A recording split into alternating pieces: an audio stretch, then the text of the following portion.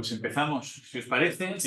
Bienvenidos a todos los que estáis asistiendo a esta nueva charla organizada por nuestra delegación de Fuengirola, a los que habéis venido y habéis hecho el esfuerzo de venir presencialmente ya con este calor que comentábamos ahora que apetece menos, ¿verdad? Y también a los que estáis online. Muchas gracias por participar en esta nueva ponencia y gracias sobre todo, Álvaro, por la buena disposición que tiene siempre con nuestra delegación. Y bueno, no es la primera vez que tenemos la suerte de contar contigo, Álvaro. Yo confío en que será otra de muchas más que vengan en el futuro. Y bueno, los que estáis aquí, Álvaro, ya lo conocéis, lo habéis saludado todos, lo conocéis sobradamente. Para el resto, para los que estáis también online, pues deciros que Álvaro Torariza es uno de nuestros notarios aquí en Fuengirola. Es notario desde hace 28 años, ¿verdad? Llevas 28, sí. 10 de ellos aquí en Fuengirola, en esta plaza, tenemos la suerte de contar contigo.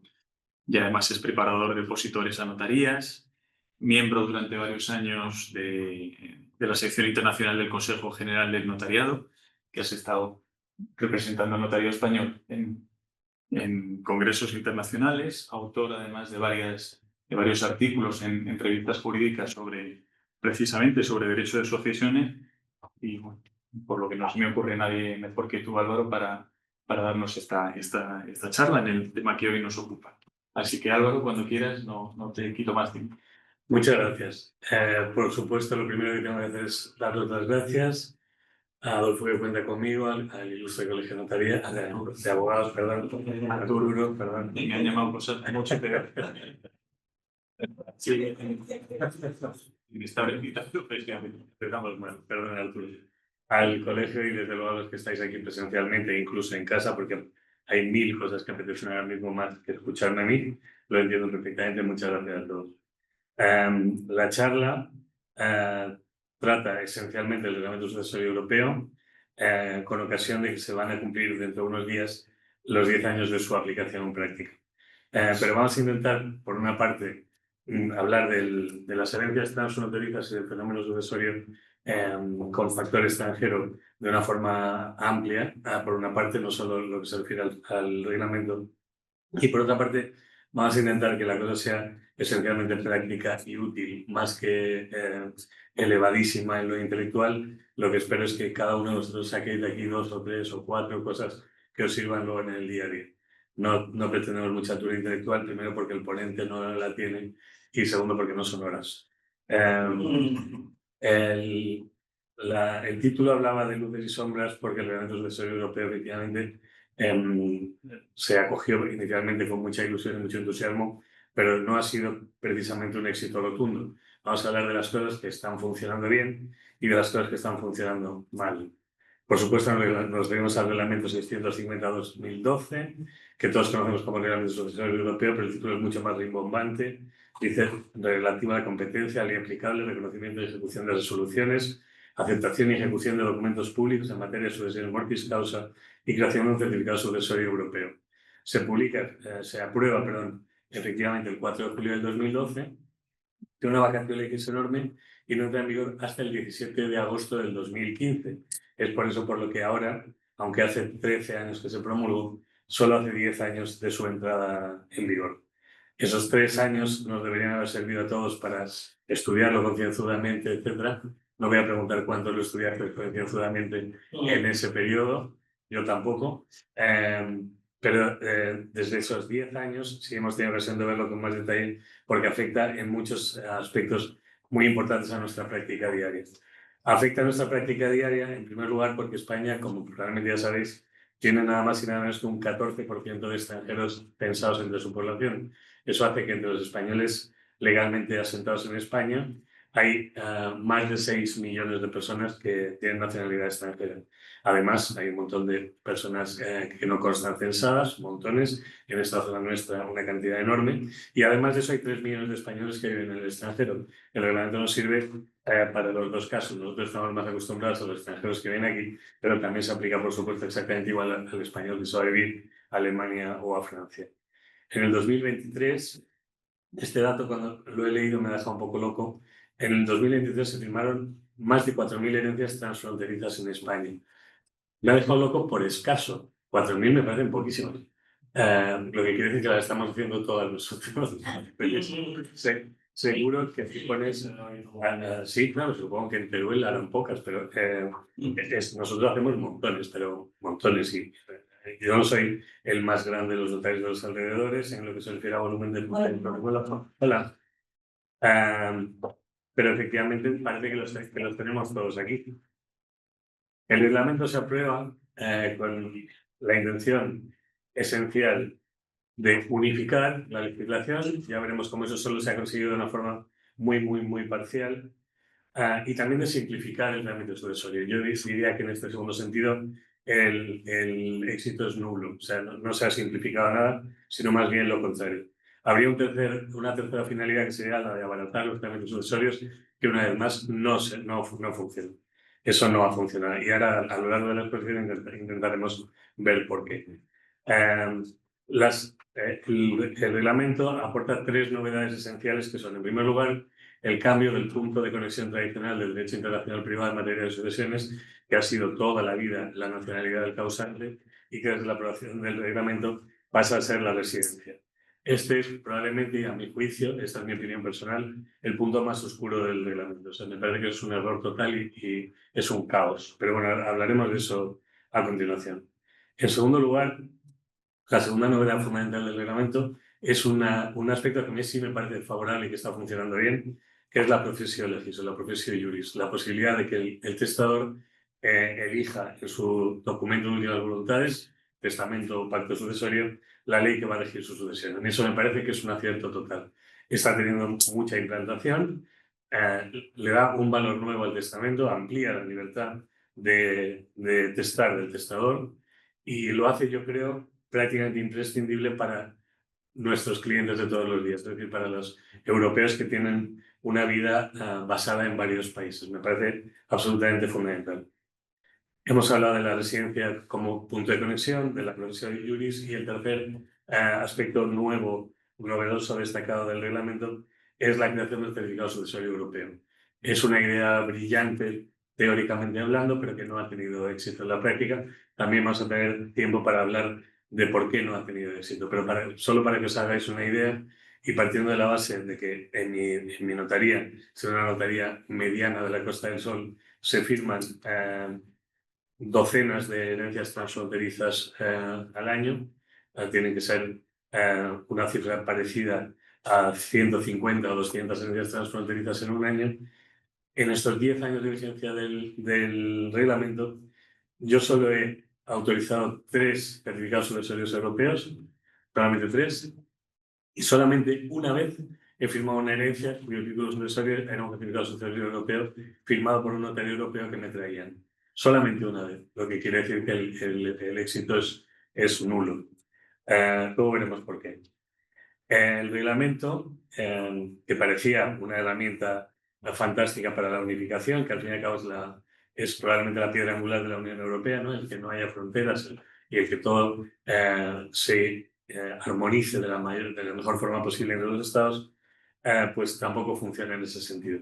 Y no funciona primero porque solo regula 2 aspectos esenciales, que son el derecho internacional privado en lo material, es decir, en cuanto a qué ley es aplicable, y el derecho internacional privado en lo formal, es decir, cuál es la jurisdicción competente para cada asunto.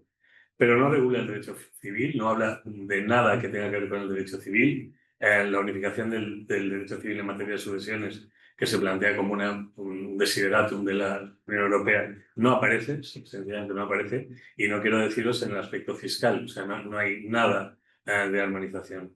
Probablemente de ley referenda o para el futuro lo que tendría que pensar el legislador europeo, es en esa unificación. Luego hablaremos de la necesidad en aspectos concretos, como por ejemplo el registro general de actos de última voluntad. Pero luego vamos a hablar de eso.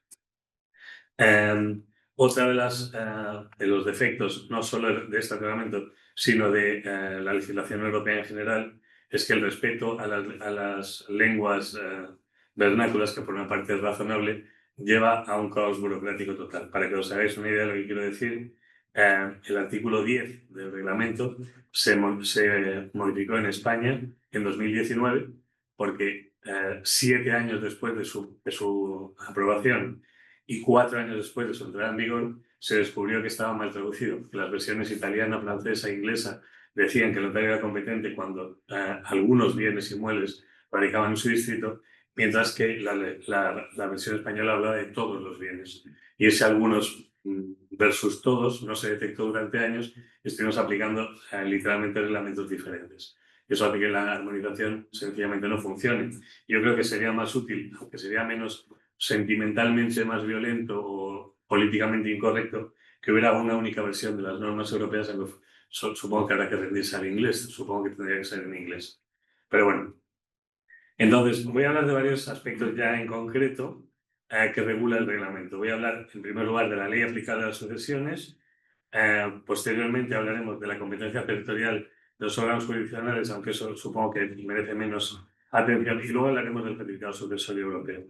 En lo que se refiere a la ley aplicable, además de la armonización, simplificación, etcétera, de la que hablamos en primer lugar, se trataba de conseguir la unidad de ley.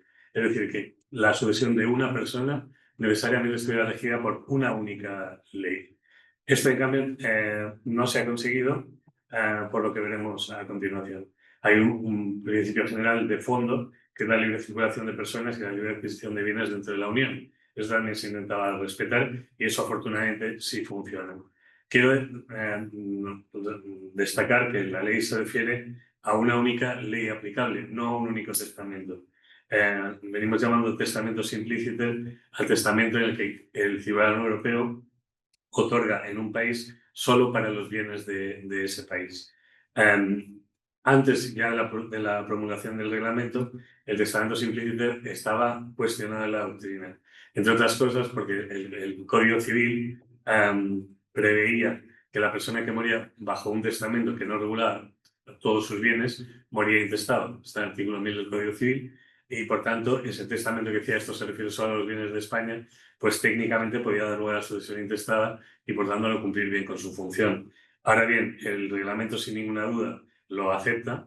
La Dirección General, después de la promulgación del reglamento, también lo acepta y, por tanto, eso que hacemos todos los días de darle a un alemán o a un francés un testamento solo para los bienes en España es perfectamente correcto. En cuanto a cuál es esa única ley aplicable que se pretende, hay una regla general, digamos, una norma de cierre, que es que la ley será la de la residencia habitual del causante en el momento del fallecimiento, con dos únicas excepciones, que son la del vínculo más estrecho con otro Estado y la de la procesio iuris. Vamos a ver cada una de las tres posibilidades, es decir, la residencia habitual primero, la procesio iuris en segundo lugar y luego vamos a ver también el vínculo más estrecho. En lo que se refiere a la residencia habitual, el reglamento tiene un problema esencial de indeterminación.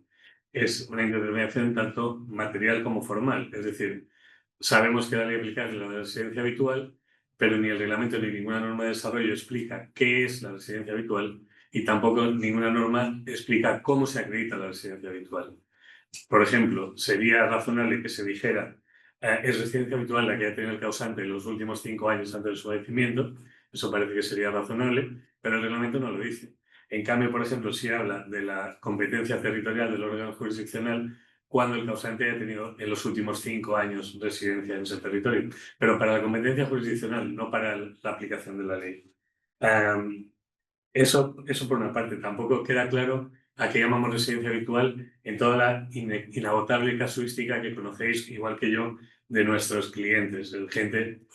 Hay gente que efectivamente se instala en un país, gente que viene a España y se queda en España, españoles que se van al extranjero, pero hay gente que vive a caballo entre varios países. Entre nuestros clientes es frecuentísimo.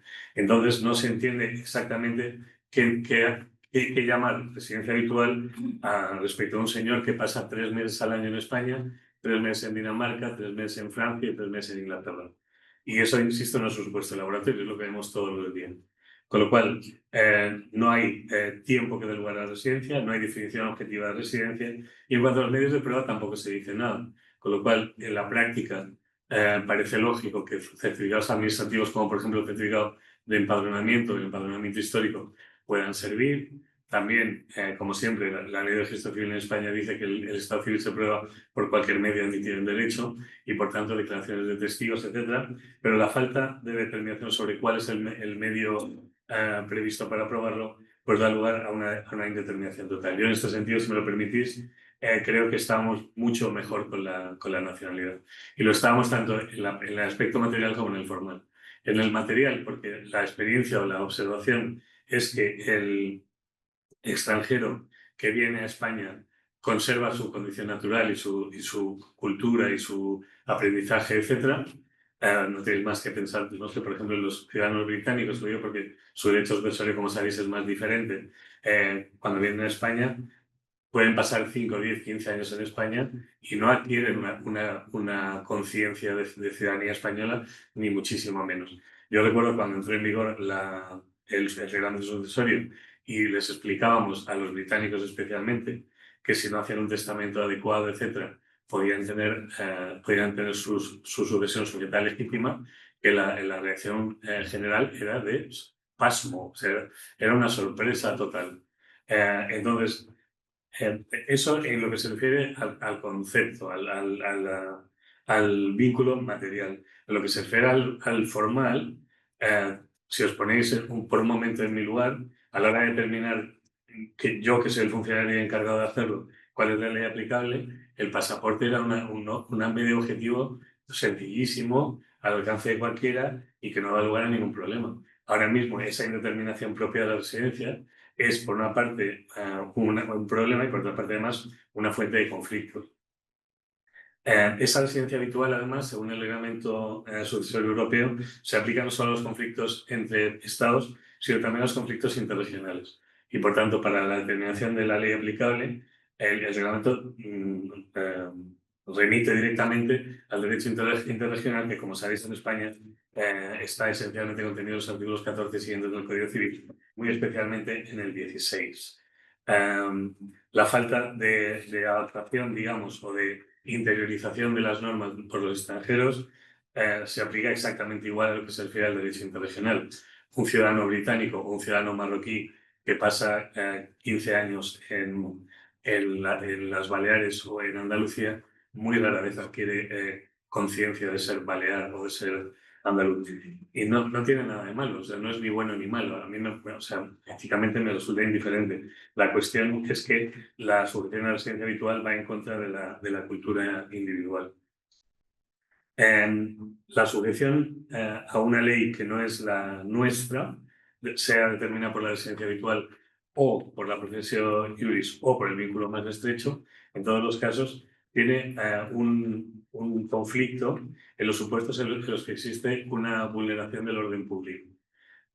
Tenemos especialmente un problema práctico frecuente, que es las leyes de los países musulmanes.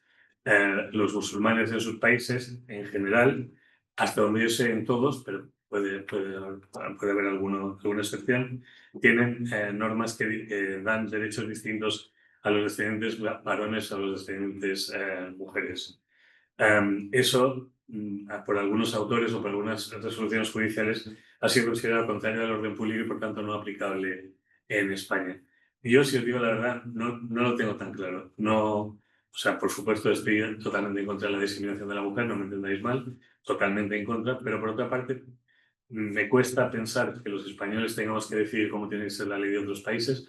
Es una cosa que siempre me da un poco de repelús, como cuando les decíamos a los nórdicos cómo tenían que hacer los poderes. Es una cosa una idea que me repele, pero además de eso es que el no aceptar eso choca con el hecho de que nuestro propio ordenamiento lo aceptamos en una cierta medida. Quiero decir, el testamento del andaluz que tiene un hijo varón y tres hijas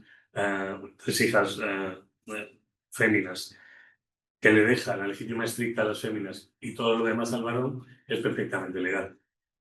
Pues también, si él lo hace porque son mujeres, también es discriminatorio. Si en vez de andaluz es navarro, le puede dejar el 100% a su hijo y el 0% a las hijas. Eso es legal en España.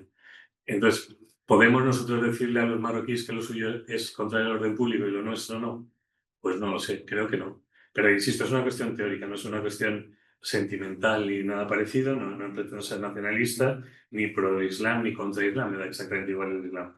Pero creo que técnicamente no se sostiene. Ahora, lo cierto es que hay un problema práctico además, porque la vulneración o no del orden público, por supuesto, tiene la consecuencia práctica de que esa norma se aplique o no se aplique, con todas sus consecuencias. Por ejemplo, yo he tenido en primera persona el problema de que una escritura de herencia se inscriba o no se inscriba en el registro, porque el registrador considera o no considera que va en contra del orden público.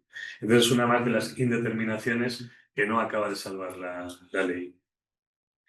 Hemos visto la residencia habitual, que es el criterio general, a falta de vínculo más estrecho con otro Estado o de profesio juris. Me podríais preguntar qué es el vínculo más estrecho con otro Estado, y entonces la contestación sería pues ni idea, o sea, no tengo ni idea, porque una vez más se menciona pero no se regula, lo que quiere decir que estamos un poco en el limbo. Un amigo, compañero vuestro y con mucho sentido del humor, me preguntaba si podíamos aplicar la ley española a la herencia de un británico que tenía un carnet del Betis. Decía, yo creo que el carnet del Betis no es suficiente. Pero en todo caso, esto es una broma, no es, o sea, el supuesto es real, pero es un toque cómico. Pero lo cierto es que el vínculo con otro Estado muy estrecho es absolutamente indeterminable. Leía estos días un trabajo de una compañera mía, una notaria de Córdoba, que hablaba sobre todo esto y que hablaba de una cosa que sabemos perfectamente, que es que nuestra zona, muy especialmente, tiene colonias de extranjeros por nacionalidad. Entonces hay un montón de ciudadanos europeos, por ejemplo, ingleses, finlandeses, daneses, etcétera, que vienen a España, que viven en España permanentemente durante años y años y años y años, pero llevan una vida, digamos, de su país, porque conviven con gente de su país, comen en un restaurante que pone comida de su país, solo hablan su propio idioma, etc. Viven en una especie de, llamémosle colonias por no llamarlos guetos. Entonces, eso probablemente sí podría ser considerado como el vínculo más estrecho, ¿no? Pero, insisto, una vez más es una cábala. Lo que sí ha dejado claro el Tribunal Superior de Justicia de la Comunidad Europea es que en ningún caso se puede utilizar esto para burlar la residencia y aplicarlo así de forma, aplicarlo al tuntum. Entonces, lo que dicen las resoluciones del tribunal es que hay que estudiar la residencia y considerar esto como un supuesto absolutamente excepcional. En la práctica, yo creo que prácticamente no se aplica, porque no creo que nadie se atreva realmente a verlo determinado cuando ni siquiera en los supuestos que os digo, ¿no? El inglés que va del pub a su casa a ver la BBC, este señor, incluso en este caso, seguimos prefiriendo aplicar la residencia porque dentro de lo malo es una cosa un poquito más, digamos, objetiva. Paso al tercer modo de determinación de la ley aplicable, que es la profesio juris o profesio legis. Entonces, bueno, el concepto lo sabéis, se trata de una manifestación hecha por el propio causante en su declaración de última voluntad, sea en testamento o en pacto sucesorio, diciendo yo quiero que mi sucesión se elija por la ley de tal sitio.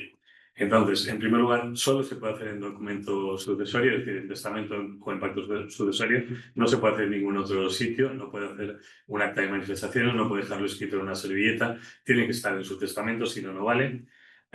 Refuerza, como decíamos al principio, la libertad de testar, porque es un elemento más sobre el cual puede decir libremente. Está pensada esencialmente para la protección de las legítimas, porque supongo que estaréis de acuerdo conmigo, todos los que nos dedicamos a esto, que si le diéramos al personal la posibilidad de elegir la ley inglesa y de no tener legítima, una cantidad indecente de españoles, daneses, tal, elegirían la ley británica solamente por no tener que respetarla. Y solamente se prevé la elección de su propia ley nacional. No se puede elegir ninguna otra ley, solo pueden elegir su propia ley nacional. Además, es su ley nacional en el momento de otorgamiento llamémosle testamento, del documento de últimas voluntades. Se plantea la cuestión de qué ocurre si hay un cambio de nacionalidad posterior. Es decir, yo soy inglés, elijo la ley inglesa, luego renuncio a mi nacionalidad inglesa y me hago español y ahora me muero. ¿Y qué pasa?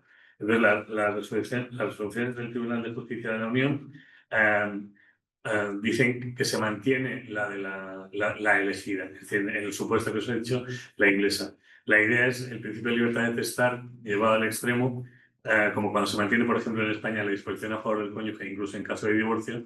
La idea es, si no lo cambió, será porque no quería cambiarlo. Y como ya no podemos preguntarle, pues esto es lo que hay. Entonces, en caso de cambio de nacionalidad, como os digo, se sostiene la elegida, aunque no sea la última. Se plantea también el supuesto de los sujetos que también son relativamente frecuentes con varias nacionalidades. En este sentido, la jurisprudencia es unánime, puede elegir cualquiera de ellas, tiene libertad total y puede elegir cualquiera de ellas. La profesio iuris se me antoja como una forma esencial no solo de reforzar la libertad de testar, sino de evitar pleitos, porque es inatacable. Quiero decir, si yo que soy español en mi testamento digo que quiero que se aplique la ley española, ya luego no cabe la disputa de si yo tenía residencia aquí o allá o si estaba más vinculado con no sé qué estado. Es la ley aplicable y punto. De la práctica de los 28 años pasados, os puedo decir que de las preocupaciones de los padres que testan está la protección de sus hijos como prioridad número uno y luego hay una segunda preocupación que es que sus hijos no se peleen. Es una preocupación esencialmente de madre. No me llaméis machista, es pura estadística. Es pura estadística, a los padres les importa menos, a las madres les importa más. Que mis niños cuando llegue el momento no se peleen. Eso lo dicen casi todas las señoras. Y eso se consigue con la profesión de juris. Puede ser porque en caso contrario, recordaréis también de los primeros tiempos del reglamento, había despachos de abogados en la costa que incluso publicitaban la posibilidad de reclamar la legítima, evidentemente en contra de la voluntad del testador. Por eso, con una profesión legis expresa, desaparece.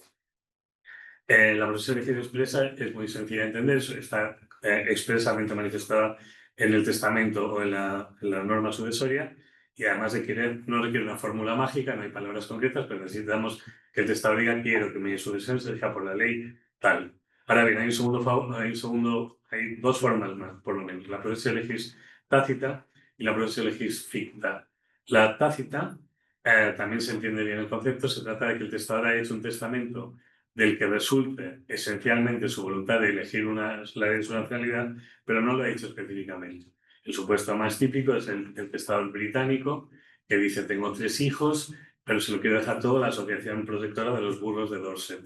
Ese testamento lo he hecho. Les parece que hay broma, pero no es broma.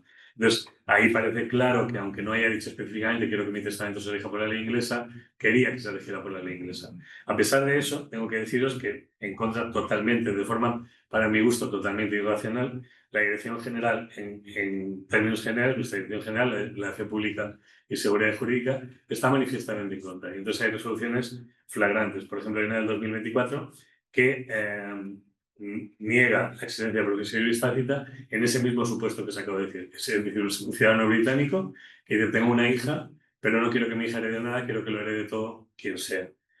No aprecio la Dirección General que es fuera profesión legis tácita. Yo, ya os digo, estoy totalmente en contra. Me parece clarísimo que esa era la voluntad y que si hay que mantener el principio de que la ley esencial de la sucesión es la voluntad del causante, respetándose la ley porque se le permite elegir su ley nacional, pues no entiendo por qué, ¿no? Incluso hay otra resolución, 21 de junio de 2023, en la que el notario, en vez de decir elige su ley nacional, utilizó la fórmula que he copiado literalmente, salvo los límites fijados por su ley nacional. O sea, dijo, quiero dejárselo todo planito, salvo los límites fijados por la ley nacional. Esa cláusula no fue admitida como profesión legis tácita. A mí me parece una barbaridad, un disparate, no lo puedo entender, pero es así. Lo que os quiero decir con todo esto es que gana importancia o interés la necesidad de hacer la profesión legis. También recordar desde los años posteriores a la entrada en vigor del reglamento, muchos ciudadanos extranjeros que venían y decían yo ya tengo hecho testamento, no he cambiado de voluntad, pero no tengo profesión juris, ¿debería hacer testamento? Pues sí, evidentemente sí, porque, insisto, la tácita no vale y las consecuencias pueden ser dramáticas. La tercera forma de profesión legis es la ficta, está en el artículo 83.4 del Reglamento Sucesorio Europeo y es una norma de derecho transitorio. Lo que prevé este artículo es que si el causante había hecho testamento antes de la entrada en vigor del reglamento, es decir, antes del 2015, y había utilizado instituciones sucesorias aplicables con arreglo a su ley nacional, hay que entender que ha elegido su ley nacional, aunque no lo haya hecho expresamente. Esta profesión legis ficta, que me parece mucho menos evidente que la tácita, en cambio sí es admitida sin problema por la Dirección General y por los tribunales. Una vez más, el ejemplo típico son los británicos con su ausencia legítima, pero hay muchos más a nuestro alrededor. La disposición del Pacto de Indivisión de los escandinavos, la aplicación de legítimas distintas de la legítima española, etc. Se plantea una duda también práctica, que es si esa profesión juris la puede hacer un menor. Los menores, como sabéis, en general pueden testar, en España a partir de los 14 años, en otros países en edades diversas, pero se plantea si pueden o no pueden hacer la profesión juris, y también lo mismo respecto a los discapacitados. En España, o sea, cuando el testamento se otorga en España, no hay ninguna duda, porque lo prevé específicamente el artículo 665 del Código Civil, en su nueva redacción después de la reforma del 2021, que prevé la posibilidad de que el discapacitado haga testamento con la única condición de que el notario aprecie que entiende lo que hace. Es decir, que hemos prescindido de la formalidad de la de la incapacitación judicial y hemos pasado al juicio notarial de la capacidad natural. Eso en España está claro. Si es extranjero, en cambio, no está tan claro, porque habría que aplicar su ley personal. Ahora bien, hay resoluciones judiciales que han considerado válidos testamentos otorgados por menores en el extranjero, considerando que lo contrario, una vez más, afectaba al orden público, los mismos términos que hemos visto antes respecto de las leyes musulmanas, o también en aplicación directa del Convenio de Nueva York, que es el convenio que da lugar a la reforma del 2021 del Código Civil y que prevé la capacidad del incapacitado mucho más amplia de lo que era antaño. Cuando el reglamento regula la ley aplicable, además de las instrucciones que hemos repasado, también regula el reenvío. Todos sabéis lo que es el reenvío, pero bueno, entendemos como reenvío cuando la ley de conflicto remite a una segunda legislación, y esta segunda legislación a su vez remite o bien a la primera o bien a una tercera. Cuando remite a la primera hablamos del reenvío de primer grado, cuando remite a una tercera hablamos del reenvío de segundo grado. Está perfectamente admitido en el reglamento sucesorio, con un par de matices. En primer lugar, hablamos de primer grado a la remisión, al reenvío dentro de la Unión. Es decir, que si, por ejemplo, la ley española remitiera a la ley marroquí, y la ley marroquí remite a la alemana, entendemos que es primer grado, porque en ambos casos la norma aplicable es el reglamento sucesorio europeo. Por otra parte, reavivó la promulgación, la entrada en vigor del reglamento sucesorio europeo, la antigua polémica sobre si era aplicable o no el reenvío al Reino Unido. Esta polémica es antigua, pero salió otra vez por la nueva regulación. Básicamente, la cuestión es que en el Reino Unido la norma de conflicto es la ley donde radican los bienes inmuebles para los inmuebles, y la ley personal del causante, la ley nacional del causante para los bienes muebles, pero hacía mucho tiempo el Tribunal Supremo de España decidió que el principio de unidad de sucesión era más importante que la remisión misma, y que, por tanto, una vez que, considerando que cualquier causante tiene bienes muebles, es poco menos que imposible que una persona muera sin la ropa que lleva puesta o sin tener un reloj de pulsera. En cualquier caso, había una doble regulación que no era compatible con el derecho español. Hay una resolución relativamente reciente que me parece importante, de 2 de marzo del 2018, que también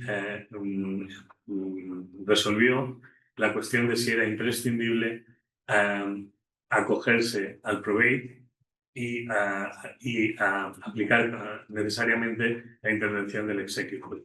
Sabéis que en Inglaterra el órgano del probate dicta ese probate para la gente que muere testada, dicta el letter of administration para los que no mueren testados, para los que mueren intestados, pero en ambos casos lo que hace es decir algo así como: para la sucesión de fulano el administrador es este, y este es el que va a decidir cómo se reparten las cosas, ¿no? Eso lo desdice la resolución del 18, y que aunque se aplique de fondo la ley inglesa, no se aplica a ese aspecto formal, y por tanto en la sucesión de un ciudadano británico que tiene, supongamos que instituye heredero a su mujer y a su hijo por partes iguales, y ha nombrado executor a fulanito, heredarán a la mujer y el hijo por partes iguales, y fulanito no nos hace falta. El principal problema del reenvío y el principal defecto de regulación del reglamento en este punto es que ha dado lugar a un fraccionamiento de regulación que era completamente indeseable, pero que ocurre en la práctica.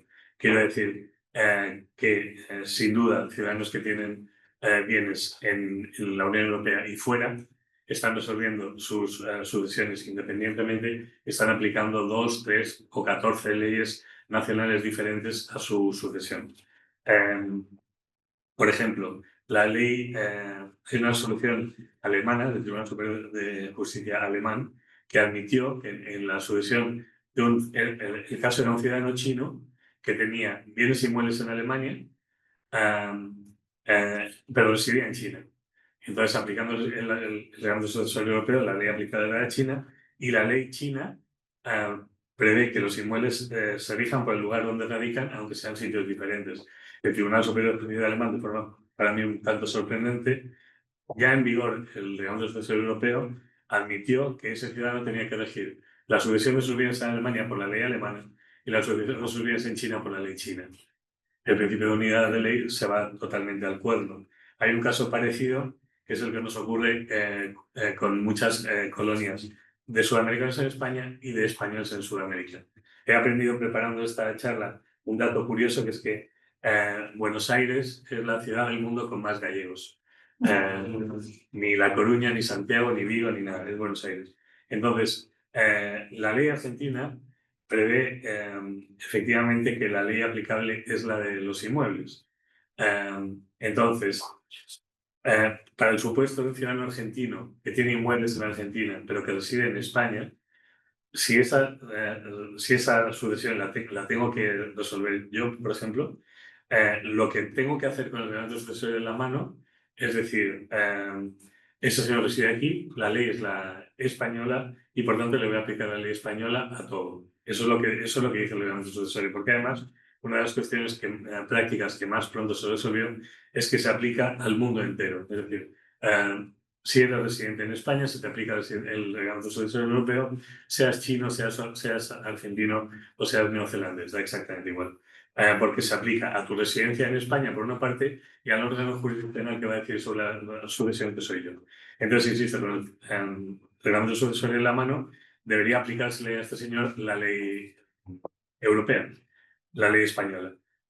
Pero nos consta que en Argentina el registro de la propiedad que va a inscribir sus bienes va a decir, esto no está bien hecho, esto no respeta, por ejemplo, las legítimas argentinas, esto no se inscribe y no se va a inscribir.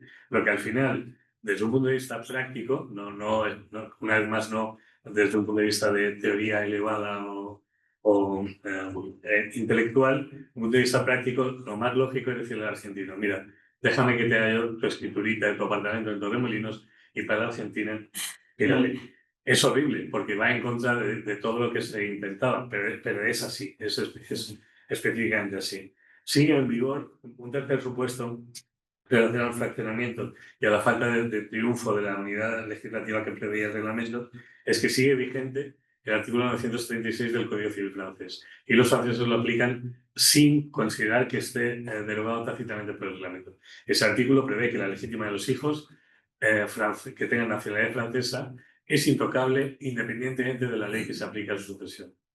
Lo que quiere decir, una vez más, que si yo hago la sucesión de un ciudadano francés que lleva 40 años viviendo en España y la hago sin tener en cuenta la legítima de sus hijos y ahora incluimos un bien que está en Francia, cuando le llegue a Francia no se va a inscribir. Hablo del registro de la propiedad porque es nuestro problema de todos los días, no hace falta que os lo diga, pero lo mismo ocurre con los órganos jurisdiccionales. Esa escritura que se intenta hacer valer en un órgano jurisdiccional francés no se va a aceptar porque no cumple con la ley.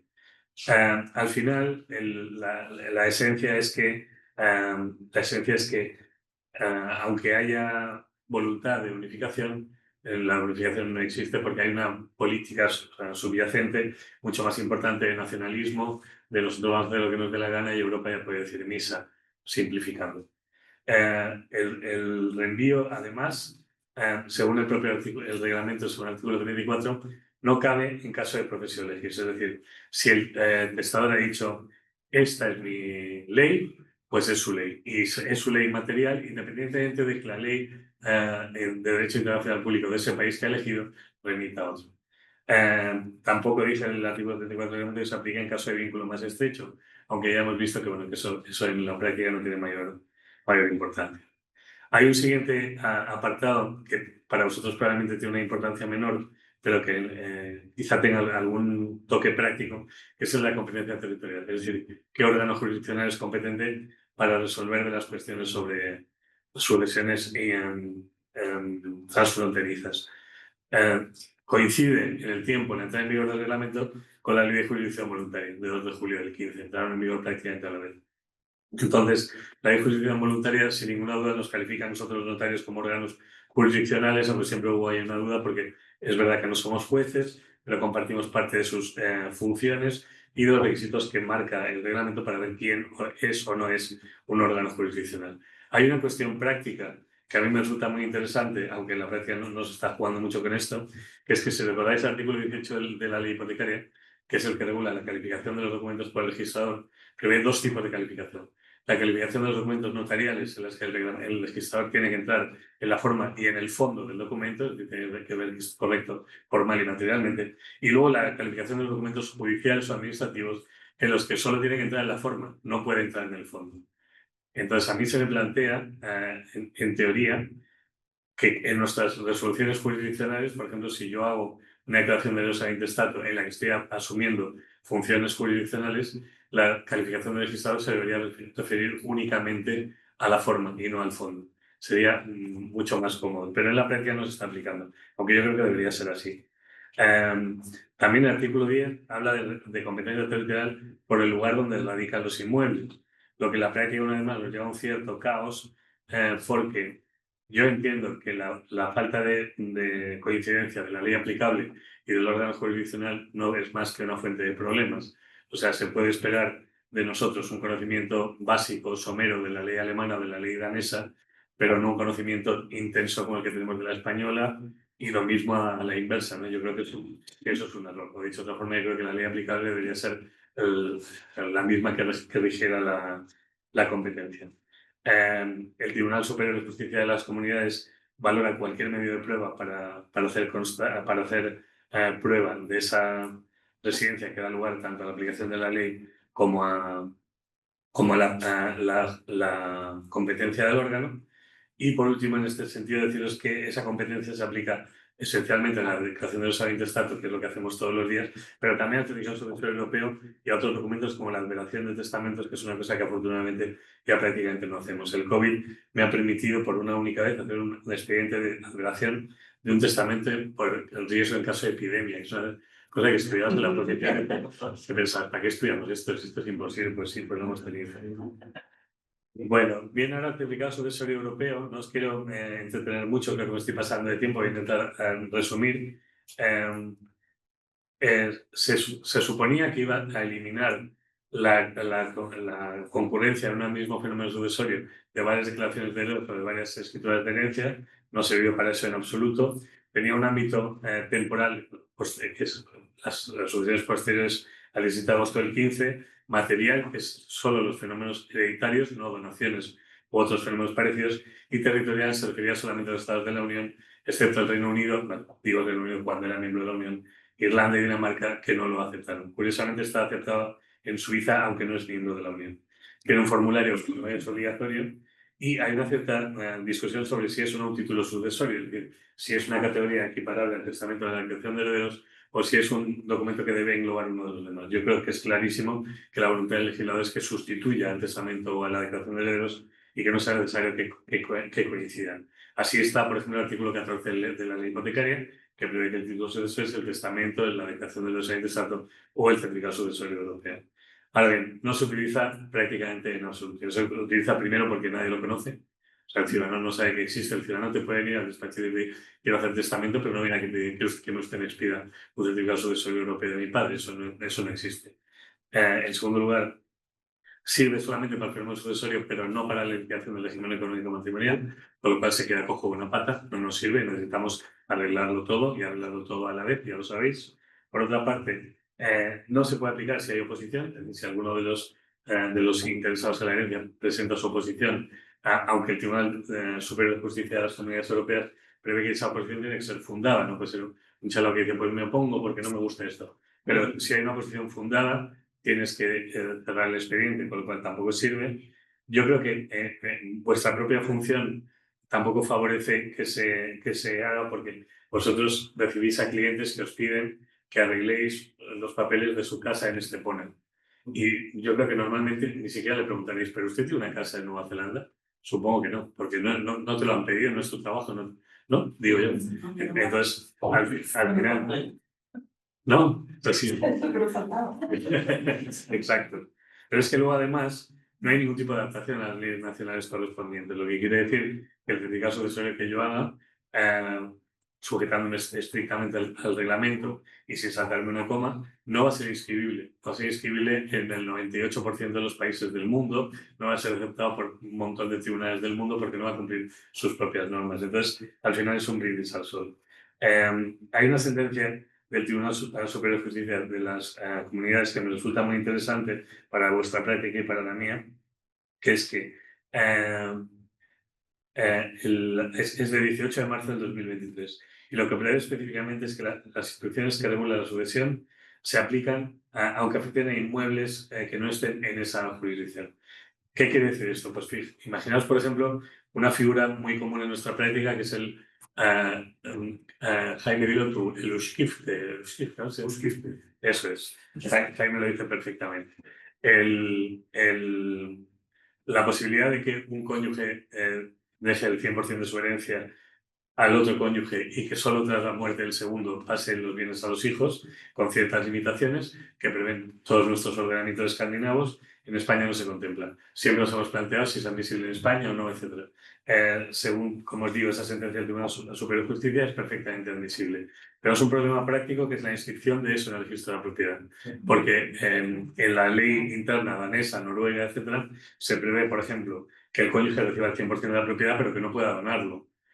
Que lo reciba y que pueda venderlo en determinadas condiciones y que necesariamente luego lo hereden sus hijos. En la práctica en España lo que está ocurriendo es que se hace la documentación a favor del cónyuge viudo, se inscribe 100% a favor del cónyuge viudo y si el cónyuge buenamente le da por respetar la ley y no regalarlo, pues perfecto, pero si le da por regalarlo, yo creo que aquí nuestros registros no están funcionando bien, habría que inscribirlo con las limitaciones propias de la ley danesa, de la ley noruega, etc. Nosotros, cuando digo nosotros me refiero a que mí, mi socio y yo, procuramos que las escrituras de herencia de estos ciudadanos se diga específicamente que lo reciben, pero no al 100% como si fuera un heredero único, sino que reciben en ese régimen. Pero yo creo que al final no está funcionando. Hay no os voy a aburrir más con el certificado sucesorio porque, como os digo, no es muy aplicable en la práctica, pero un último límite bastante absurdo que prevé el reglamento es que la copia especial del certificado solo vale 6 meses. Es una cosa que no entenderé nunca, no lo entiendo. Solo vale 6 meses, con lo cual si la intentas utilizar el séptimo mes, pues es nula. No lo entiendo. Afortunadamente, el Tribunal de las Comunidades, en una sentencia del 21 de junio del 21, dijo que para trámites administrativos o judiciales los 6 meses se cuentan hasta la presentación, no hasta la resolución. Bueno, si tú lo presentas en un procedimiento estando vigente, aunque el procedimiento se resuelva 3 años después, vale. Si no, habría que estar expidiendo uno cada 6 meses. Pero bueno, es una razón más por la que esto simplemente no sirve. De la casuística a la que da lugar el certificado y las herencias transfronterizas en general, me gustaría hablar de 2 o 3 cosas prácticas, por eso de que algún día los próximos meses digáis esto es lo que decía Álvaro el otro día y os haya servido de algo no dormir hoy la siesta. Entonces, el primero de estos aspectos es el que se refiere al certificado de registro civil. Probablemente todos sabéis que no necesitan apostilla los documentos del registro civil, no porque lo diga el reglamento europeo, sino porque lo hizo otro reglamento, el 1191 del 2016. También es interesante saber que otros certificados no lo requieren, otros países como por ejemplo Rusia, porque tienen convenios bilaterales con España.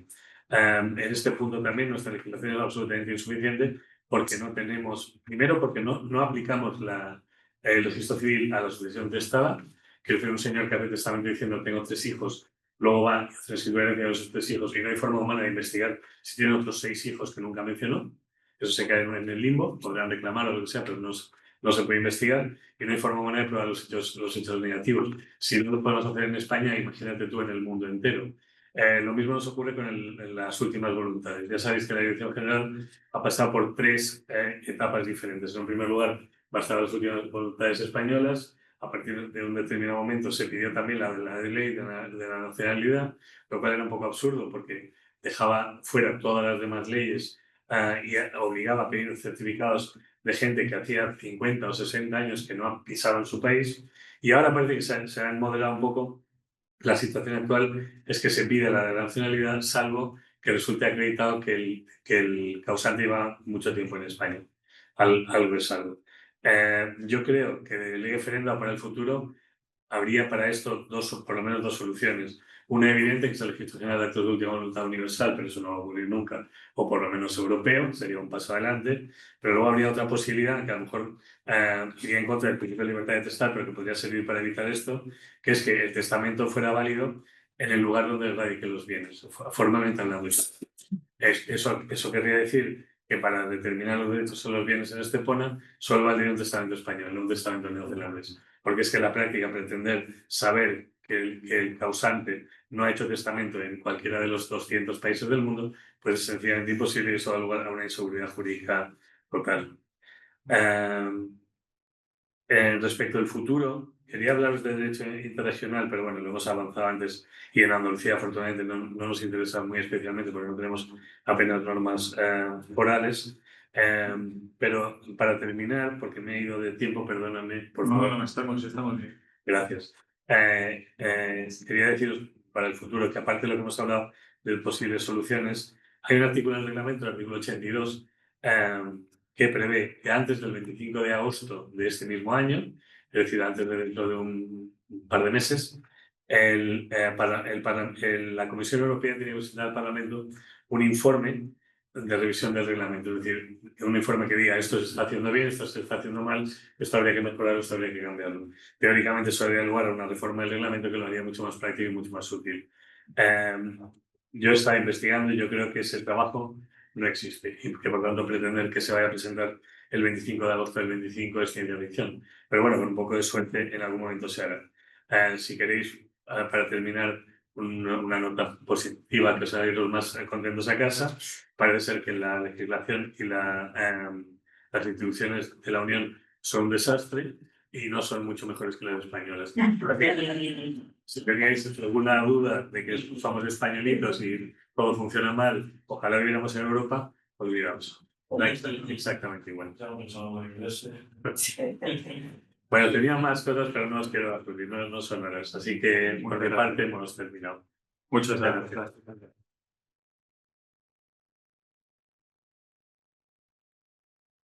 Gracias. Ha quedado clarísimo. Has hecho una exposición magistral y un resumen del reglamento Muchísimas gracias. completísimo. Vamos, no obstante, a abrir si tenéis alguna duda, primero los que estáis aquí presencialmente, ¿queréis preguntarle algo a Álvaro para completar? Se ha planteado hace una semana un caso en una clínica alemana que se puso enferma y se la trajo a la hija ya a vivir hace un año y medio. La ingresó en una residencia, etc.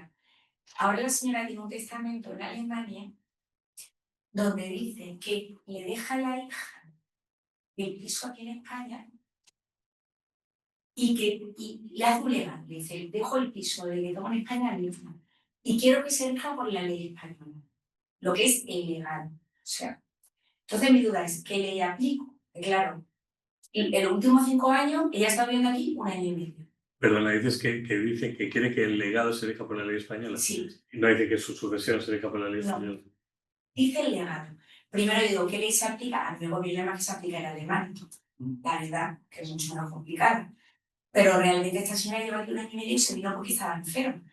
Perdona, Teresa, pero no entiendo que te interesa más que se aplique la alemana. Sí. Vale, bueno, pues bien. Yo creo que se debería aplicar la alemana. Más, hay una primera duda que se plantea, que es si esa profesión juris es válida parcial. Es decir, si yo puedo decir que creo que la ley se aplique solamente respecto de este legado. Eso es muy discutible, porque solo se prevé la posibilidad de que elijas la ley para toda tu profesión, no solo para un bien. Además, parece que va manifiestamente en contra del principio que hemos visto, el principio esencial del reglamento, que es el de unidad legislativa. Una cosa es que la ley, que eso no funcione por una dificultad práctica o por desconocimiento, y otra cosa es que se haga manifiestamente así. Entonces yo creo que yo personalmente ese testamento no lo hubiera autorizado. Pero bueno, el notario alemán tendrá sus motivos, no digo que no. Entonces es muy dudoso que eso sea válido. Pero luego, en segundo lugar, la señora obviamente no ha hecho profesión juris general, no la ha hecho, la tenía que haber hecho en el testamento, Y además de todo eso, la residencia habitual es Alemania clarísimamente. O sea, me he ido porque estaba enfermo y me están cuidando unos meses. Es como me he ido de vacaciones, o es como, yo lo veo clarísimo. En estos casos, te decía, el Tribunal Superior de Justicia de las Comunidades había echado para atrás algunos supuestos en los que el notario, ante una situación, digamos, dudosa, conflictiva, como la que tú planteas, había dicho, bueno, pero esta señora alemana, ¿no? Y cenaba codillo con chucrut, pues entonces tenía un vínculo estrechísimo con Alemania. Vamos a aplicarle lo del vínculo estrecho y nos quitamos de problemas. No tiraría yo por ahí, porque, insisto, eso se ha levantado cada vez que se ha intentado, pero por la vía de la residencia habitual yo lo veo clarísimo. No hay progresión legis, por tanto, se aplica, no hay vínculo más estrecho especialmente, se aplica la ley de residencia habitual, que tal como tú lo planteas es la alemana. Ahora, para hacer la escritura de herencia y, digamos, curarte en salud o estar más tranquila, yo intentaría, además del testamento, documentación que acredite que efectivamente esta señora vivía permanentemente en Alemania. Llamémosle certificado de empadronamiento, perdón, no sé cómo se llama eso en Alemania, pero para entendernos, si tú puedes acreditar documentalmente que la señora lleva 30 años en Alemania y que solo lleva 9 meses en España, o 16 meses, da igual, yo no lo veo muy dudoso. Yo practico un certificado de heredero porque realmente es donde te dice el heredero es esta persona. Abren el testamento ahí en Alemania y lo discriminan. Porque al final, si no, también una inseguridad, tiene un hermano que está peleando con la hermana, uno lío, ¿sabes? Pues yo creo que está sujeto a la ley alemana. Yo también lo pienso. ¿Alguna cuestión más? Sí. Sí, refiero sobre la sentencia que mencionaste del 2018, pero marzo, del terminal executor inglés. Mencionaste, ¿qué estaba entendiendo exactamente? Que no podía escuchar lo que... Espera, perdón. Sí, mencionaste un sentencia Sí. que el executor no era necesario. Vale. No es propiamente una sentencia, es una resolución de la dirección general. Y básicamente lo que se planteaba, se planteaban dos cosas. En Inglaterra, como sabes mejor que yo, si el tribunal del probate dicta una resolución que dice fulanito es el administrador de esta herencia, entonces fulanito hace con la herencia lo que quiere. Se la reparte, la vende, hace lo que sea. A diferencia de lo que ocurre en España, nosotros la figura no la tenemos. Y luego lo que se planteaba esencialmente es si eso daba lugar a que la intervención de fulanito fuera imprescindible, habiendo un testamento. Imagínate que el testamento dice, quiero que mis herederos sean A y B por partes iguales. Y ahora hay un probate que dice, vale, muy bien, pero el administrador va a ser C, por lo que sea. Entonces se planteaba la cuestión, primero, de si C podía ir en contra de la institución de herederos, y en segundo lugar se planteaba también la necesariedad de que C fuera parte de la adjudicación de la herencia de la partición. Y lo que dice nuestra Dirección General en esa resolución es, no hace falta. Estamos aplicando la ley española porque el ciudadano residía en España. Con la ley española se dijo que los herederos son A y B tienen el 100% de la herencia y por tanto A y B juntos firman el título de herencia y adiós probate y adiós administrador. Esa es un poco la idea. ¿Tiene un momento de esa o la puede compartir para que se la puedo mandar, o sea, no la tengo aquí, pero no. 2 de marzo del 18, pero de todas formas yo se la puedo mandar por email. Gracias. Perdona, en un testamento de un británico no es necesario poner la cláusula de separación, pero se nombra el vacía, realmente no es necesario. Yo creo que no. Yo creo que no. Aunque en caso de un testamento británico que residía habitualmente en España, ya no es necesario. La conclusión es que ya es necesario el probate. Va a ser más que no sea necesario el probate, porque yo creo que el probate nos cumple una función que todavía no puedes descartar, que es la de las últimas voluntades. Es decir, el probate, además de decir el ejecutor va a ser fulano, dice también esto en función al testamento que ha hecho este señor, que es tal testamento. Entonces el probate nos está cubriendo la ausencia propiamente de un registro general de actos de última voluntad.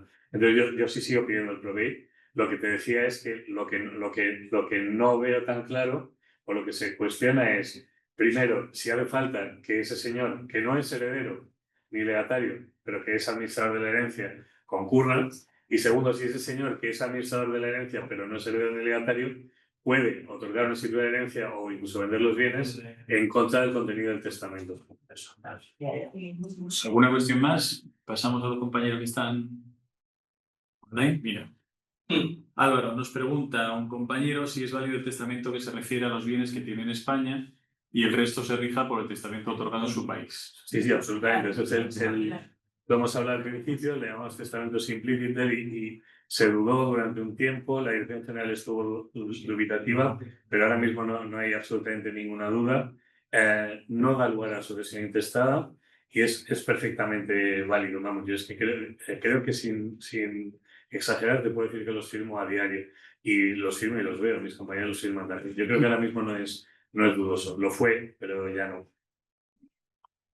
También una compañera nos dice: un ciudadano británico testa y pide se rija por británica y dice a favor de sus 2 hijos. Una hija promueve soltera y, claro, le nombra representante en Inglaterra al otro hermano que no es el heredero.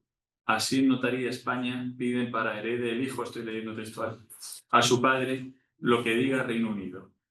¿Saben qué documento hace falta para el hijo heredero en España si el padre que le dejó la representación y administración de la hija premura?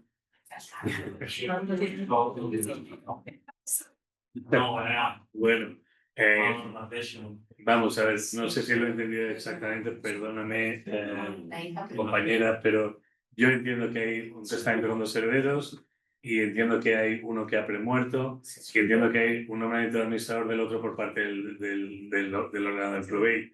Entonces, yo creo que habría que ver en primer lugar si el testamento prevé o no sustitución o algo parecido, o acrecimiento, que sería lo lógico, y en la línea habría 2 formas de plantearlo. Plantearlo con la ley inglesa pura y dura, en la que el hijo que ha sido nombrado administrador puede hacer con los bienes lo que le dé la gana.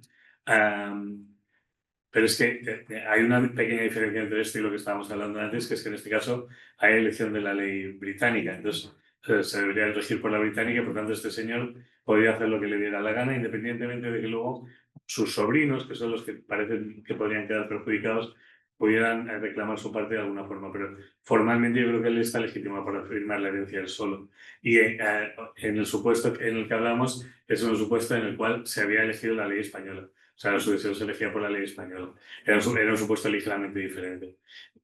Total, resumiendo, yo creo que se elige por la ley británica, que efectivamente este señor, el hijo que ha sido nombrado administrador, tiene derecho a otorgar la herencia a él solo y adjudicar los bienes de la forma que le dé la gana. El documento que necesitaba para acreditar que eso es así es el testamento más el probate. Lo único que es que habría que ver si el testamento prevé específicamente qué ocurre en caso de premoriencia de uno de los instituidos, si prevé la sustitución y otros herederos, o si prevé el acrecimiento y que todo sea para él. Sí, lo he entendido bien. Y ya la última que tenemos es, nos pregunta una compañera: testamentos de matrimonio británico, cláusula en la que en caso de premorencia de un cónyuge se evalúen las propiedades y se divida la propiedad 60-40. Con el superviviente quedándose en disfrute de la totalidad hasta la muerte del otro. Si hay más de un año entre los fallecimientos, la parte en propiedad se incrementará cada año el valor de interés anual del Banco de España. Luego, la parte de cada uno, una vez fallecido, los dos, se dividirá a partes iguales entre los hijos de cada uno según la partición de bienes entre los cónyuges. Perdón, el superviviente se queda al disfrute de la totalidad hasta su muerte. Bueno, una vez más estaríamos más tranquilos viendo el testamento. Pero si hay un testamento británico, creo que no dice, corrígeme si me equivoco, si hay profesio juris o no. No lo dice. No, es el testamento de matrimonio británico. Vale, entonces, si ha elegido la ley británica o si hay profesio juris ficta porque lo otorgó antes la entrada en vigor del reglamento, la ley es la británica y por tanto puede hacer lo que le dé la gana. Muy probablemente ese testamento derivaría en que el órgano del probate resolviera que el cónyuge viudo fuera el administrador y por tanto a partir de ahí el cónyuge viudo ya puede otorgar las escrituras correspondientes. Si no es así, pues habría que leerlo. En cualquier caso, en España, ese tipo de testamentos, cuando a mí me piden testamentos de ese tipo como variables, ¿no? Si pasa esto, si pasa lo otro tal, y luego lo actualizamos con el IPC y no sé qué, yo me niego. Me niego por dos motivos. Primero, porque me produce una sensación de indeterminación total. O sea, me parece que es una fuente sí, de pleitos, etc. A vosotros os gustan los pleitos. A mí. Somos más. Sí. Pero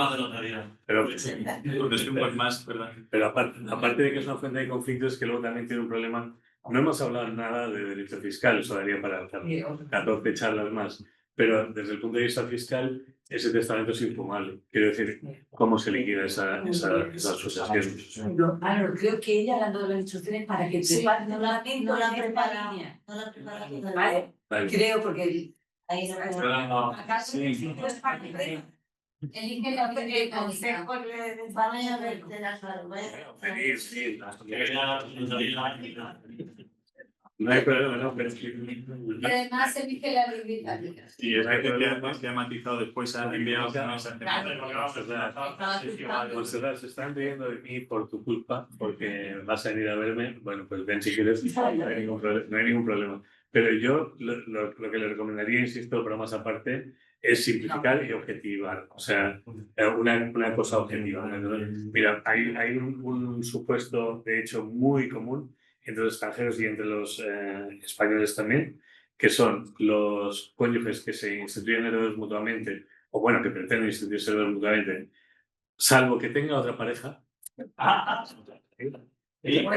Eso lo prevé específicamente el Código Civil, no me acuerdo mismo, pero eso está previsto específicamente.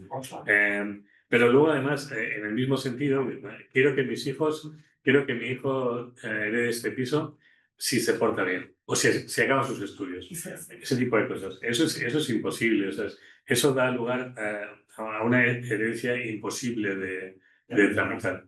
Aparte, una vez más, las implicaciones fiscales son horrendas porque, por ejemplo, en el supuesto este último, que es un poco más raro, pero no del todo infrecuente, si uno de los hijos tenía que hacer no sé qué estudios y no nos consta si estaban hechos y le adjudicamos los bienes, y si no parece que tenía que ser para su otro hermano, podríamos estar ante una donación entre hermanos que tributa un disparate. Entonces, yo creo que es muy mala idea hacer ese testamento y que seguro que hay una forma de hacerlo de una forma más exacta, más objetiva y que no dé lugar ni a una guerra en el futuro, ni a impuestos locos, ni a una imposibilidad total de hacer la partición. Si seguro que habéis tenido la ocasión, a mí no me gusta hablar. Soy de COVID.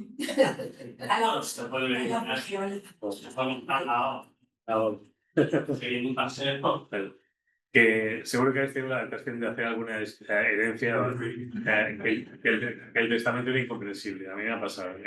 Entiendo también que sí, entiendo que todos tenemos mucha prisa y todos trabajamos bajo mucha presión y que es fácil que se te cuele un testamento que luego cuando intentas leer no se entiende bien. Seguro que me pasa a mí mismo y que le pasa a cualquiera, no pretendo hacer leña. Pero otra cosa es que ya tú lo plantees voluntariamente. O sea, lo voy a hacer. Tuve un señor polaco, esto os parece la broma, pero os prometo que no es la broma, que quería un testamento absolutamente alambicado y rarísimo a favor de un montón de gente y una serie de condiciones, una cosa parecida a lo que decía Monserrat. Y yo le dije, es que esto al 100% va a dar lugar a que los herederos se peleen, porque era muy abstracta. Y decía, no, pero es que yo lo que quiero es que se peleen. Que se peleen.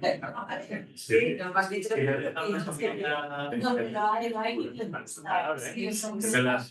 No sé, no habrá más de media docena de personas que yo le he dicho, vaya, sí, yo no le voy a atender, porque no quiero ayudarle a hacer un testamento para que los herederos se peleen. Me parece feísimo, ¿no? Yo tengo uno que lleva su pareja 30 años y se han separado ahora. Y ahora dice, todavía tiene la casa alrededor y dice, quiero dejar mi mitad, me ha puesto 8 herederos.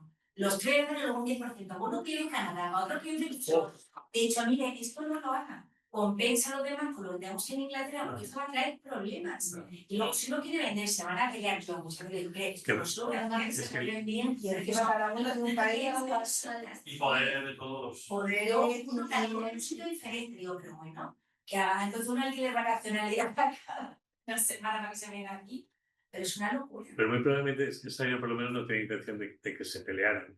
Pero es que hay Luego para problemas, con su poder de Canadá, no sé qué. Ahora pasa que ver quién paga los gastos anuales.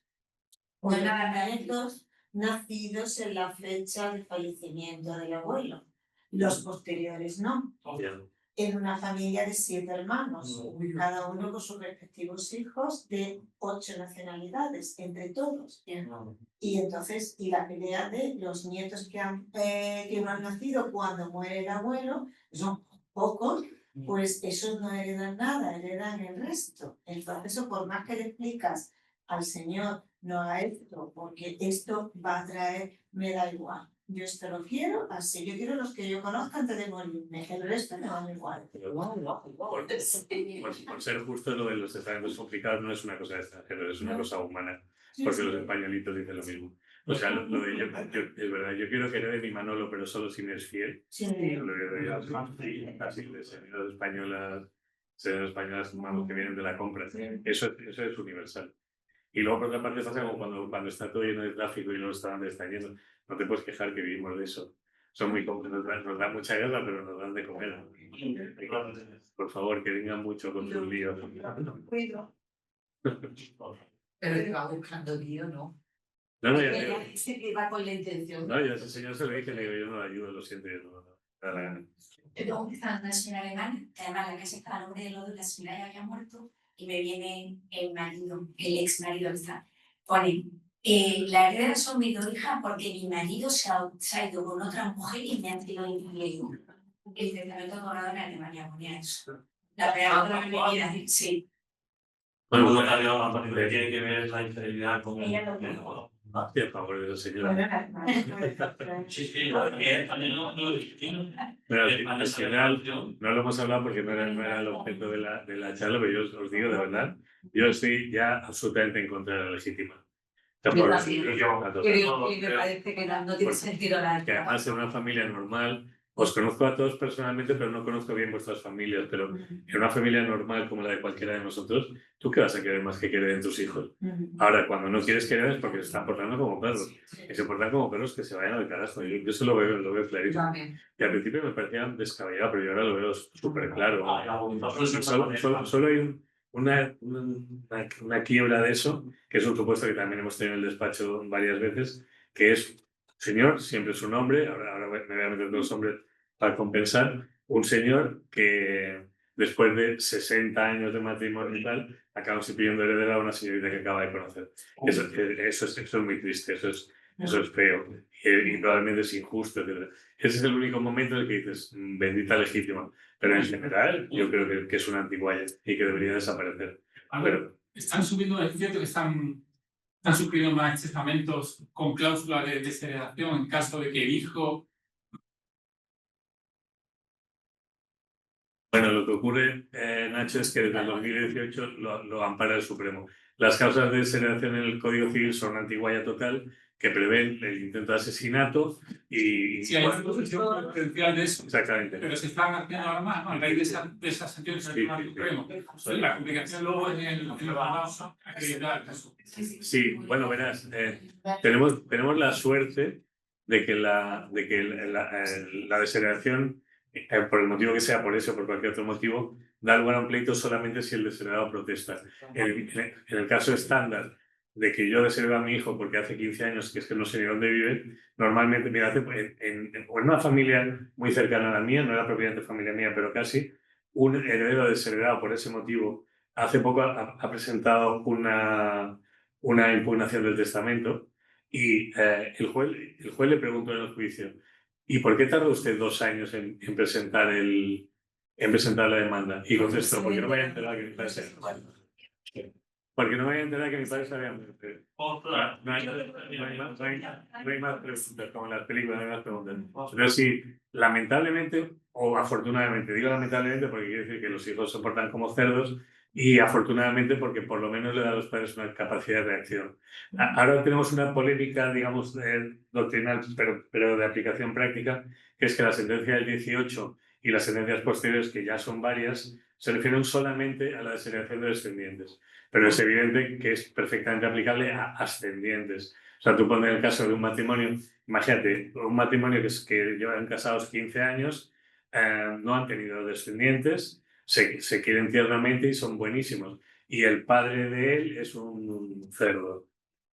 Entonces ahora resulta que él muere y el padre del cerdo va por delante de la mujer, tanto en la testada como en la intestada. Tiene más legítima que la mujer, que en el orden intestado va por delante de la mujer.